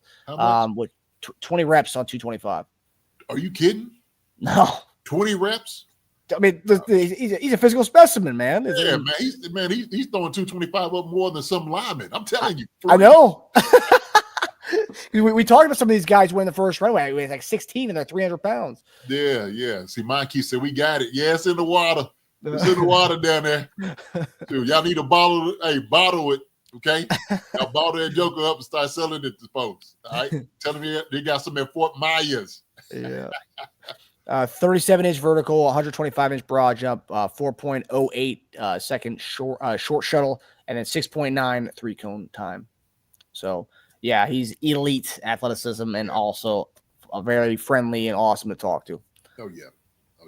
And so our last person that we signed, and I think this round out to the 90-man for right now. I think we still have some movement going around, but the 90-man is not complete yet.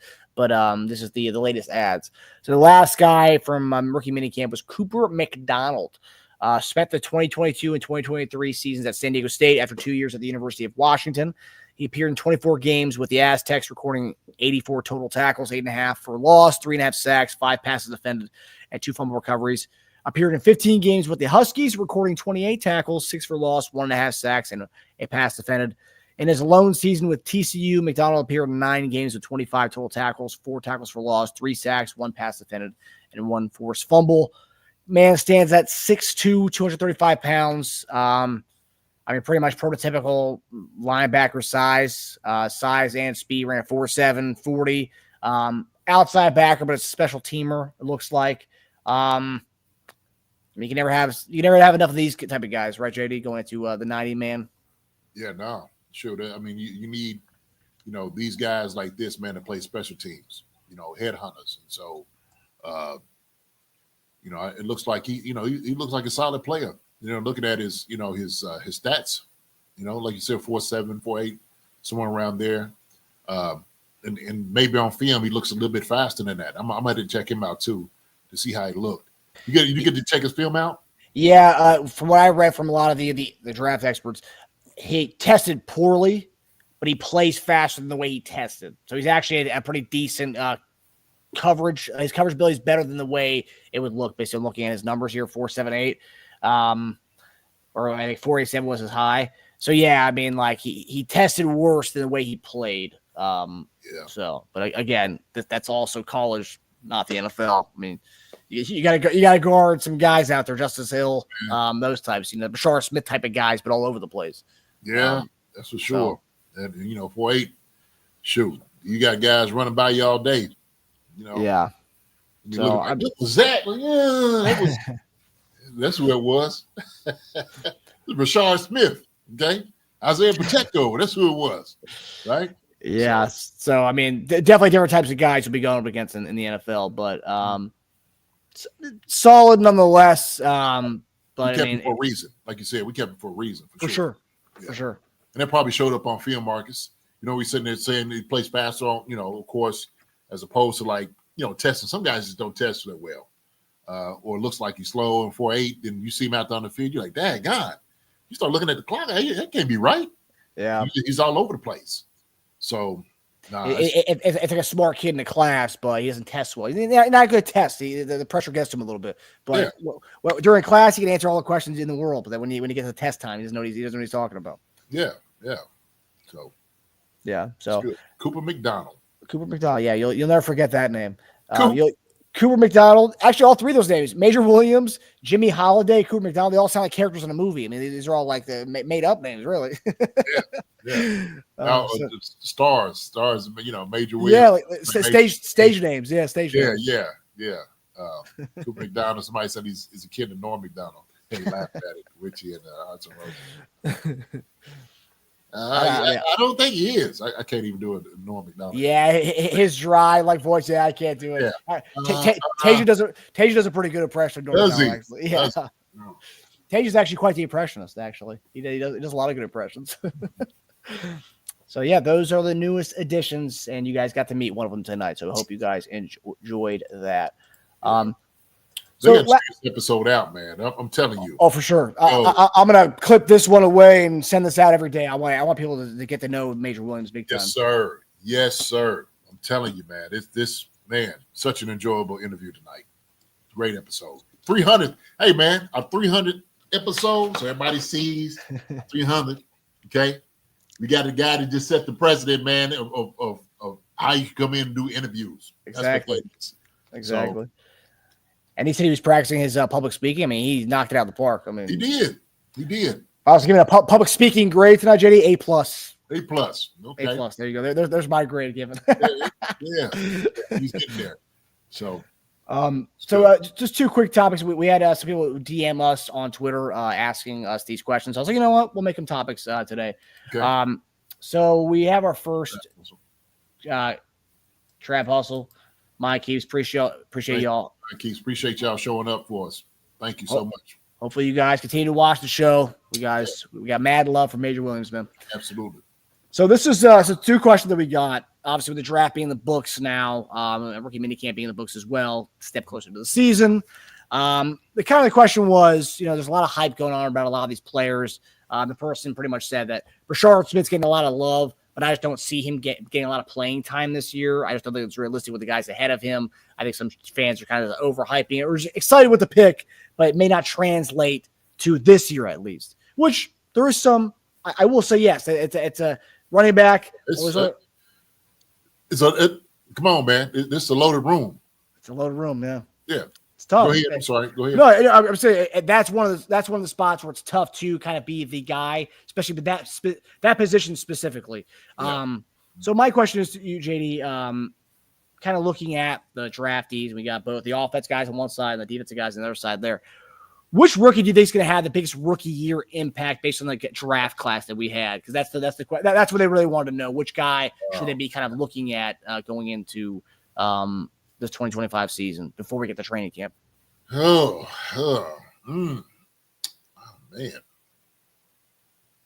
My answer to that was Gelati, just because. Ooh. So I was going to say two. That's what I was going to say too. Just because with that position, there's a lot of rotations going in and out, and if he's cooking, they're going to let him in to go attack the quarterback. Yeah. No, I agree with you. And the thing is, when you're looking at, offensive line, tackle is like one of those things, staple. Jalen Moore is there. Josh Simmons, we're going to give him some time to get ready, whatever it may be. And then you go Norman-Lott, that Chris and those guys inside. I do believe that Gelati might be the guy for the simple fact you're going to have some rotation on, obviously defensive tackle to defensive end. But like you said, if Gelati gets out there and he's cooking, it looks really good, especially on passing downs. And like I'm saying this, like, let's say you move, Menahu down to inside. Like him and Chris can play beside each other. And Gelati's on us outside. That looks good. I think Menahu out there, man, is going to make a lot of plays for sure with him in there. But Gelati might be able to make a staple for himself. He might be able to make some noise, especially at the position. Other than that, who's to say? Let's just say. So I'm gonna give you one. Let me give you one. Just in case the whole Rashid Rice thing happens, right?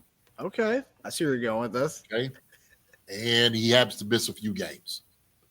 We're gonna need somebody to come in and have a big body, catch the football, make some plays that Royals absolutely fits into. He can fit into their role, especially if they're giving him reps. If he plays like we think he can play, and how they say he's really kind of a steal in the draft. Because somebody asked me, like, who's the steal? I'm like, Simmons was my guy. Okay, and he's not a steal because I knew he was going to be the first pick. Should have been. If he wasn't that, then it would have been a travesty. I said, but maybe the steal for us might have been Royals. I mean, and then Gelati, because of what he brings to the table as well. So it's hard to say, man, who could be that? But because we're kind of a little bit in the dark with Rashid. That's only, I think, Bolton might have a shot. Not Bolton, Royals. I'm sorry. I don't know why I said Bolton. But Royals might have a shot to come in and actually display some of the things that we got him here for. What do you think? I could definitely see that. The three guys that I would say, if I were to tier it up with the three, I'd probably go Gelati, I go Lott, and I go Bassa. I go with three of the defensive guys. Just because Bassa, I mean, putting him in there, so many different packages with. And you could also make the argument for Knoll, but the reason why I would say maybe not him is because they do have Fulton, McDuffie, and Jalen Watson. So those are three guys who are going to be out there primarily. And unless he dominates during training, that's the thing. We don't know yet because once training camp comes and these guys prove they can be on the field, they're going to be on the field. That's how our team is. I mean, they go with the they go with the guy who can be out there. So are you saying is that DB? Is that spot open? Is that open? What the number 2 spot? Yeah, DB. Is it open? Oh, for sure. I think it's wide open. I'm just giving it. I'm giving the upper hand to Fulton just because they gave him that big contract this past offseason. Okay. That's the only reason why I would say him. But all right. 100%, it's open. All right. Okay. They're both new to the team and then new to the system, so they both have a shot for it. All right. Okay. All right. That's what I wanted to know. I wanted you to say, it's not Fulton, it's not, Watson. It's a wide open spot. So you come in training camp, we know they're battling for that number 2 spot, right?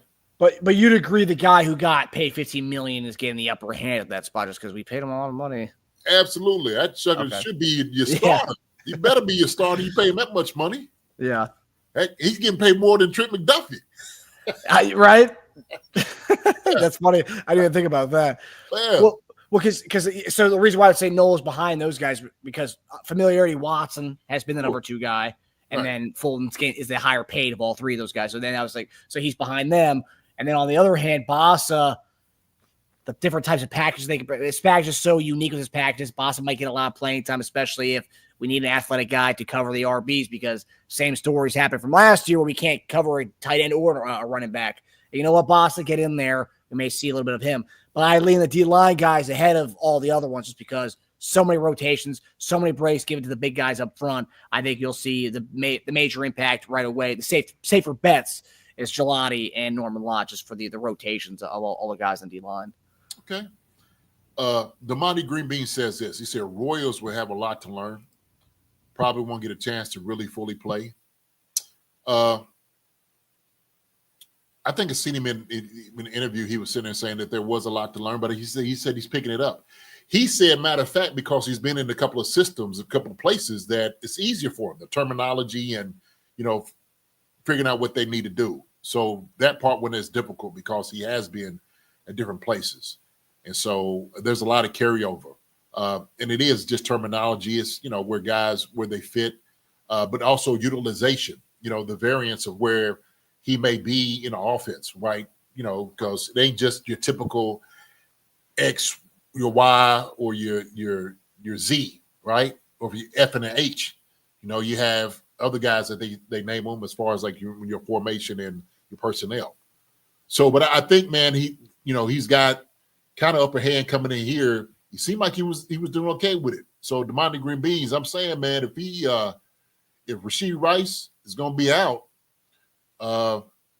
somebody mentioned Sky. We there's some other guys that's going to be jumping up in there, but you get a guy like this, he's definitely going to contend for that spot. Let me ask you, just as we're talking, obviously we're going to get into the different position groups as we inch closer to training camp, like we always do every year on our Monday shows. But just curious because we're talking about Royals right now.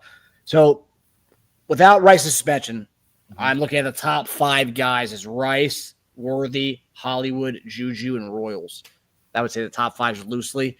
And then Remigio, and then you got the Badgers of the world, Justin Ross of the world, Sky Moores of the world, all the fun names that we like to bring up.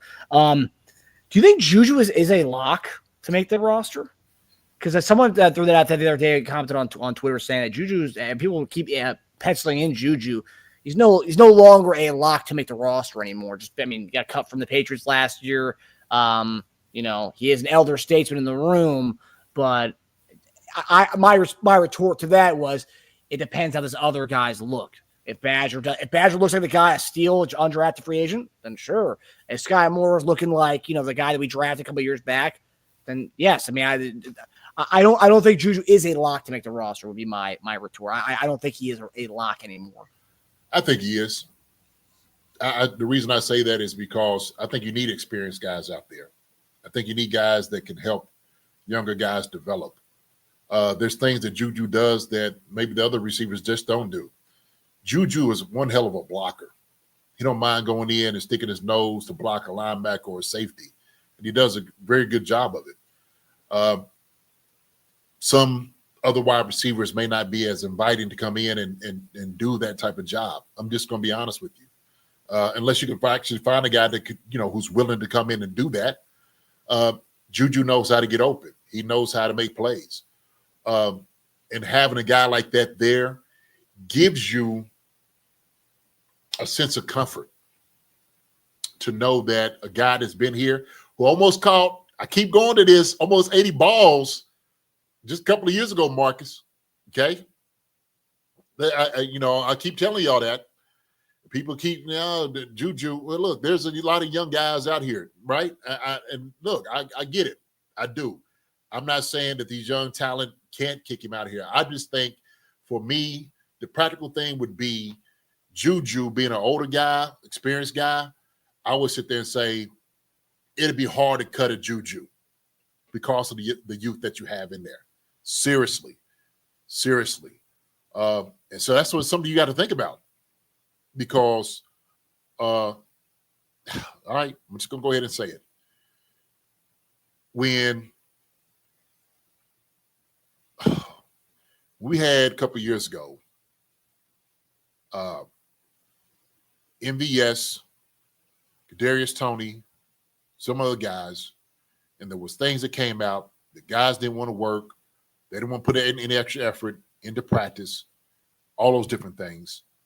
That was a major, black eye, seriously, that didn't need to happen.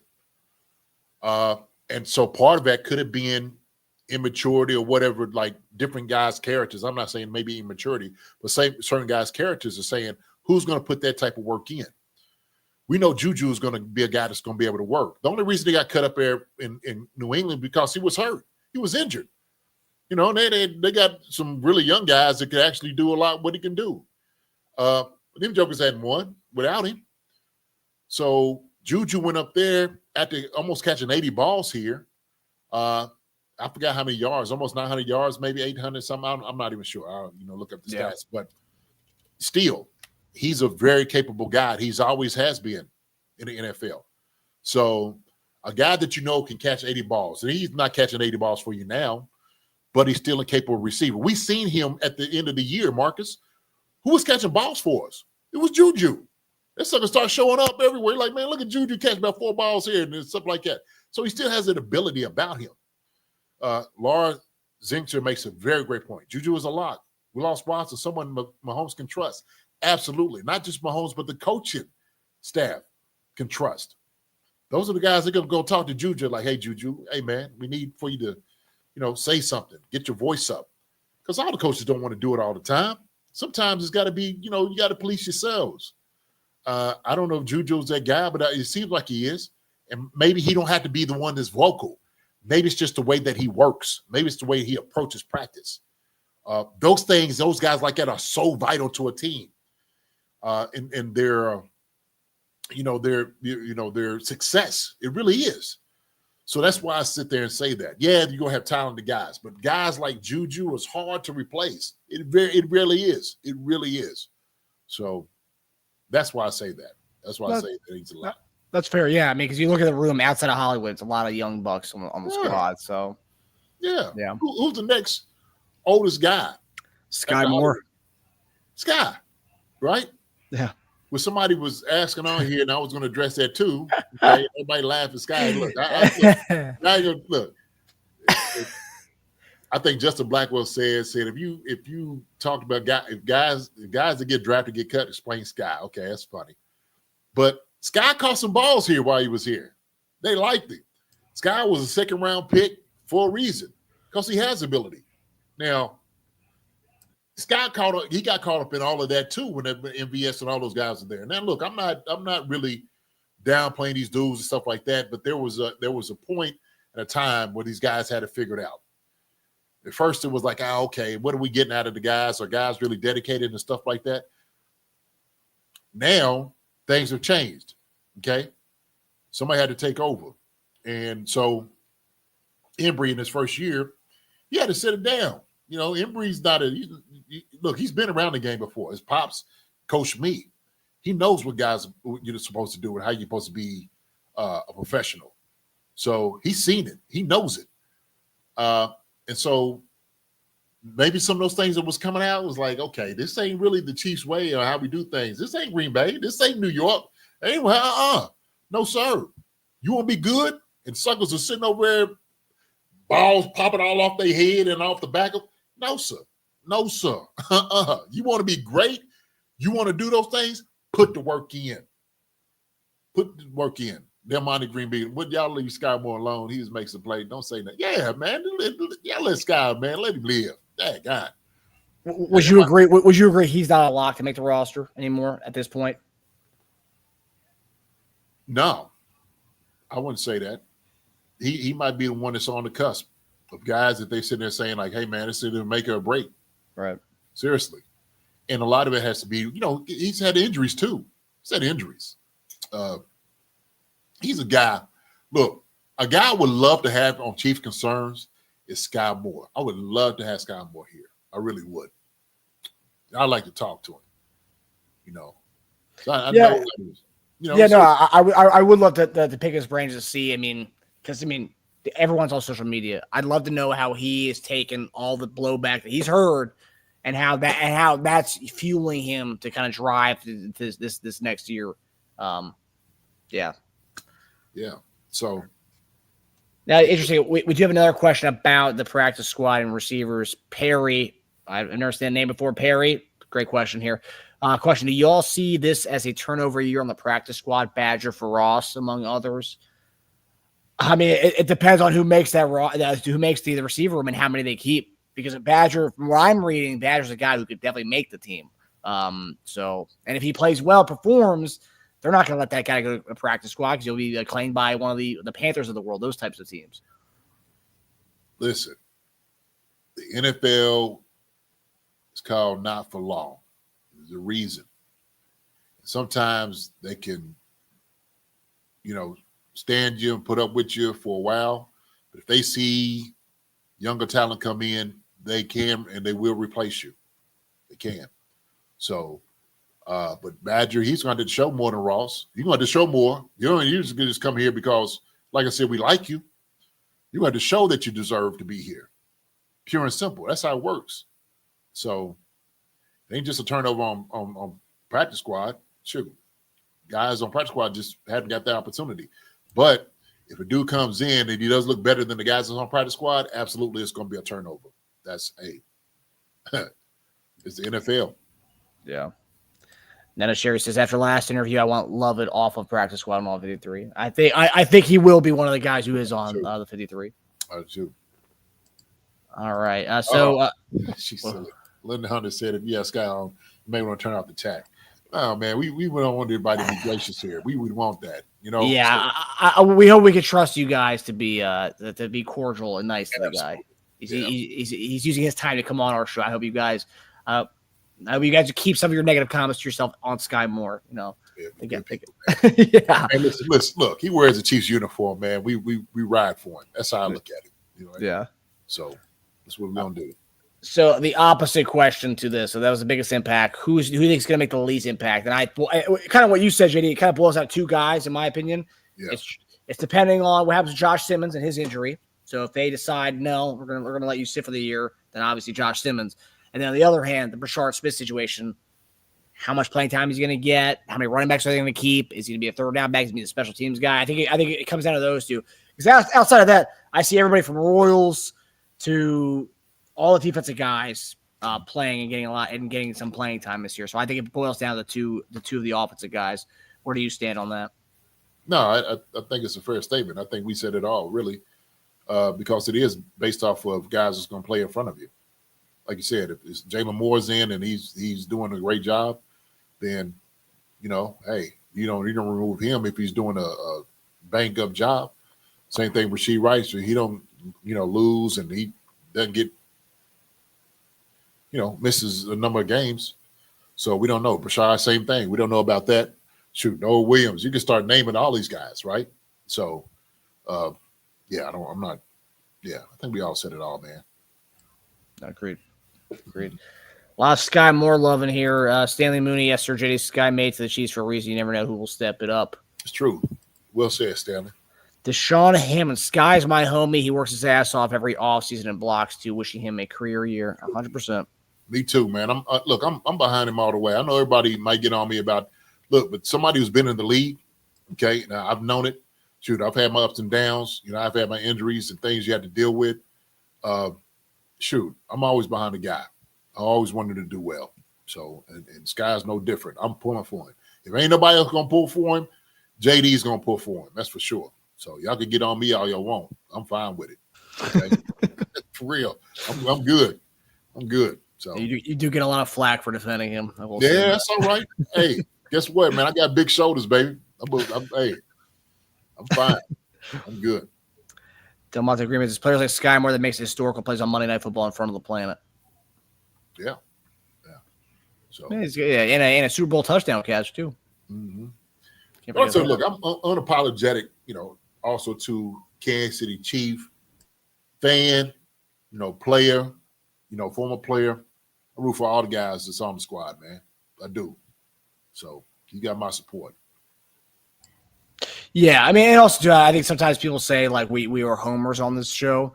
It's not so much homers because we I mean, people I love it because it's also too, JD. People call us homers, right? But at the same time, to get on you for giving low grades on the grade report show. So like, you can't be a homer and also give out B minuses, guys. Hey man, It's called real ball talk. yeah, it's all good with me, regardless of how you feel. Hey, look, I'm gonna love you regardless. So that's how it is. And so you can call us homers. I don't look at that as being a derogatory thing at all. I'm a homer. You mean I like my guys that I like? Sure, that's me. I'm a homer. Then I'm a homer. Just in the way that's what there's these new terms, the homer. And I guess so. What is a homer?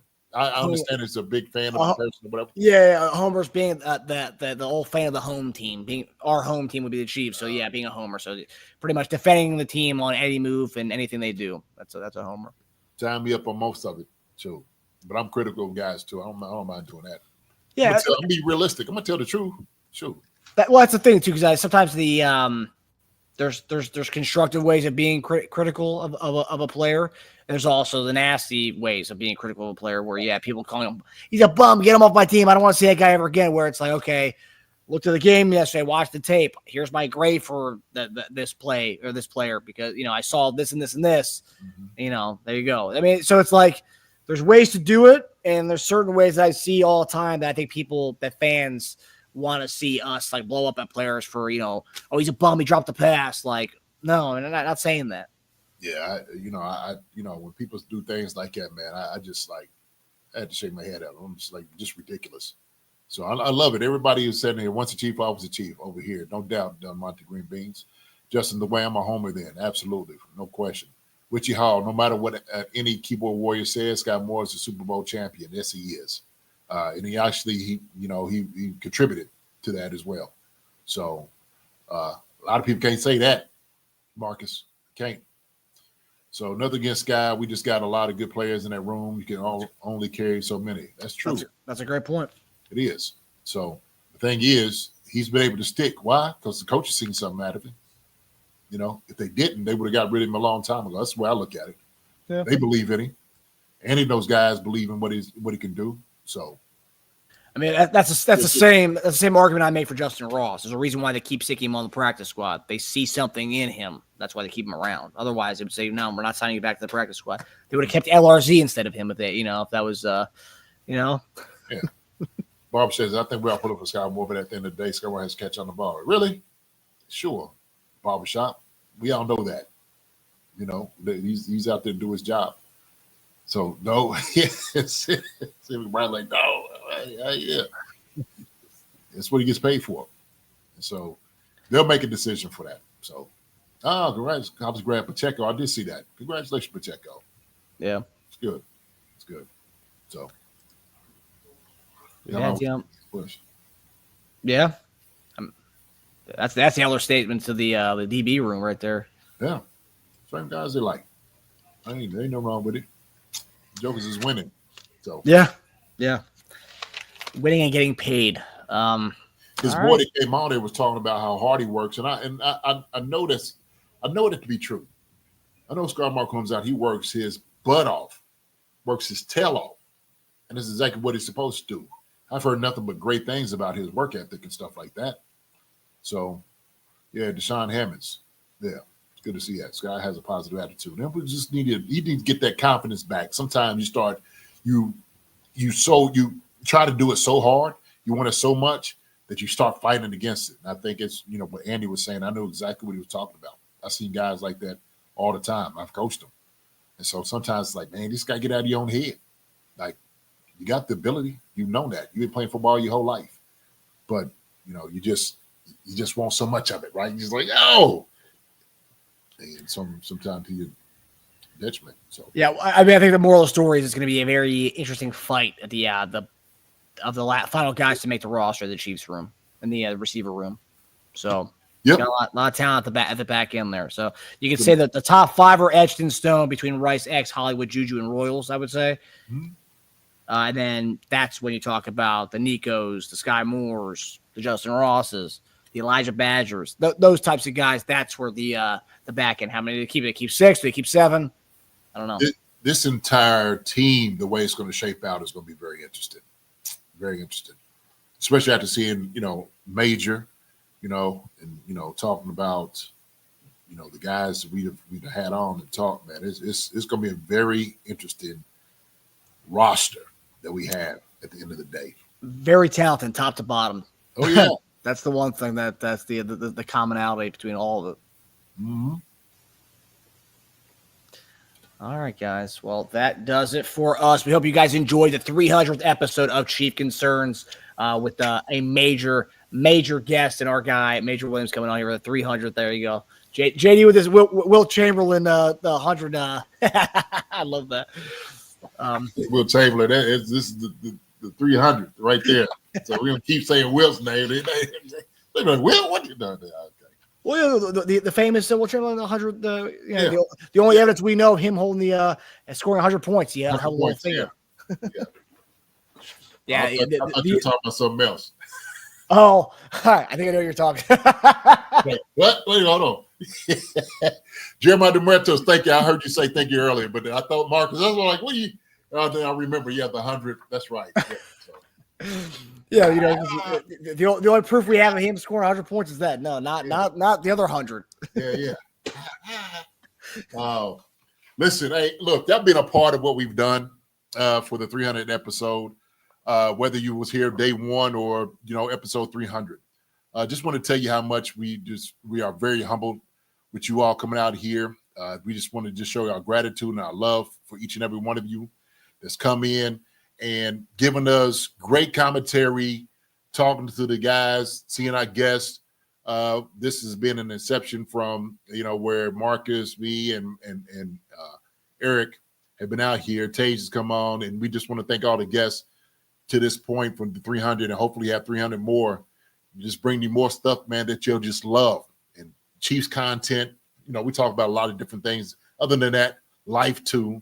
But you all have been a part of this, okay? And I just don't want to miss that moment in saying, without acknowledging you all for coming out here and saying those things. So thank you so much for all your congratulations and, well wishes that we've had. So I appreciate it so much. Mark, you want to say something? Yeah, I mean, you said it all right there. I mean, you guys, obviously every day we come on here and every day I refresh. We have new subscribers, whether you're new, whether you've been a day old, whether you've been a minute old, whether you've been, going back to episode 1. You guys make the show. You guys, have us, kind of make us continue to come and do this, because you guys comments, and ever since we started doing the live a couple of years ago, that's been a huge thing for us. Is getting to interact with you all. And that is, Chief Concerns as a community now. It's all thanks to you guys. We're up here talking about the stuff and talking about stuff that you guys suggest to us. And, that's what makes the show so special and cool that we can interact with you all. And also, too, soon, I haven't talked to JD about this yet, but I remember it was last year where we did the Sunday trivia. I have Corey the artist, and I believe Anthony, I don't know how to pronounce his last name, one of the other famous Chiefs artists in the area. They're going to be sending me some artworks. And every Sunday we're going to start till we get to the training camp time, until it gets like the more football-y stuff. We're going to try to do a little Chiefs Concerns trivia show on Sundays, about 30, 45 minutes, not too long. So tell your friends to tell a friend to tell a friend to get in on the trivia shows. I think we're going to be starting next Sunday, not this coming Sunday, but next Sunday. And we'll be doing a trivia show Sunday afternoon. It was like Sunday night, a little nightcap action, JD, a little 7 o'clock post dinner time, a little trivia show. And about 30 minutes to come on here and do a couple questions for the Chief Concerns, the land. So tell your friends and come on here and we'll do some trivia. So that's right. Tell your friends to tell somebody. Keep it going. Yes, so shout us out, man, on all social medias, Instagram, TikTok, obviously Twitter or X, whatever people call it now. Facebook too. I don't think we don't really have a thing on Facebook, but and sometimes, man, just word of mouth. Let them know. Shoot, you got some good things happening over here at Chief Concerns. Shout out also too for all the other podcasters doing this work.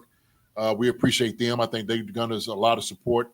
So yeah, man, thank y'all, all the ones that have supported us. We always support them. We love this space, man. We love you all. This is a family. We always said that about you all. We love each and every one of you all. Y'all come out, come check us out again. We will see y'all next week. But yeah, cue the music. Perfect right there, Witchy. So let's go. Witchy, I'm going to start with you. Thank you, Witchy Hall, for all that you've done and what you said. Stanley Mooney, appreciate you, sir. Linda Hunter, appreciate you always, Linda. Thank you so much. To Barbershop, my guy, appreciate you, man. Gary Holland, my brother, appreciate you as well. Hearts and Roses, all love to you, sweet. Thank you so much. I know you hollering me out there on Twitter too. Justin Blackwell, appreciate you, my guy. Melly Matrix, good seeing you as always, Melly Matrix. Grandma de Muertos, thank you, sir, for all things that you have said to us. Justin, the way, appreciate you, Justin. Let's see, DeMonte Green Beans, my brother, appreciate you, man. Thank you. He's still come out there. I'm sure barbecues. Hey, put that one up, man. I'll come out there to the queue and check it out. Laura Zinger's good. Thank you so much. About time, my brother. Good seeing you. Hope you're doing well. Family, wife, and all those different things. Always great talking to you. Thank you so much. Nana Sherry. Thank you, Nana. Appreciate you so much. Thanks, dear. Dan McBride, my guy. Appreciate you so much, sir. Who else we got in here? Sean Hammond, my guy, talking about Sky Moore. He's your homie. Hey, keep talking to Sky. Let him know he's doing the right thing, man. Okay? We'd love to have him as a chief. Joe E., appreciate you, my guy. Who else we got out here? Hippie Cypriot, thank you. Talking about Juju. Thank you, Hippie. Appreciate it. Been on here for quite some time. Thank you so much. Perry, appreciate it, Perry. Good seeing you, man. Nice seeing you. Yeah, got out here. Let me see. Trap Hustle. People, we're going to give a shout out to, Major Williams family. Trap Hustle, Mind Keeps. Thank you so much for coming out there. Don't be a stranger. Y'all come out there. Y'all shout out to everybody down there in Fort Myers, too. Let them know, man. Hey, they got some good stuff happening in Kansas City. Keep concerned. You're going to find somebody that does it the right way. So thank you so much for that. Marion Oliver. Thank you so much, Marion Oliver.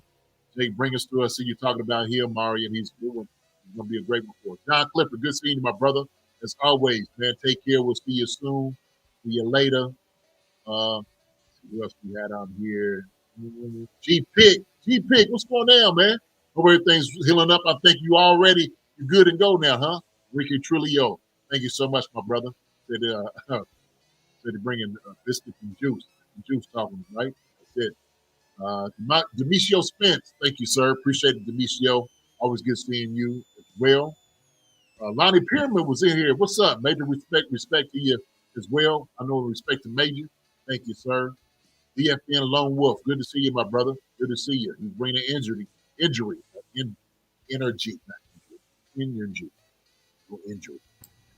you so much. Appreciate you, my guy. A little tongue tied right there.